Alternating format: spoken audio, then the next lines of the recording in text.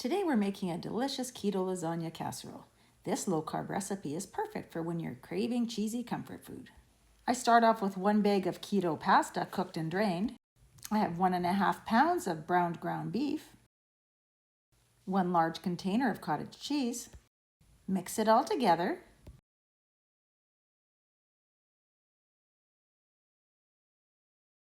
One large bottle of pasta sauce of choice. Mix it all together.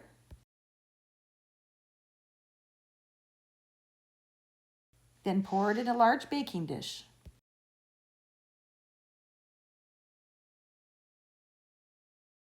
Smooth out the top. Top with shredded mozzarella cheese.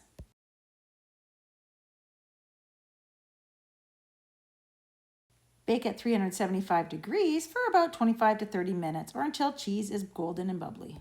And that's it, a hearty keto lasagna casserole. Family approved and guilt-free.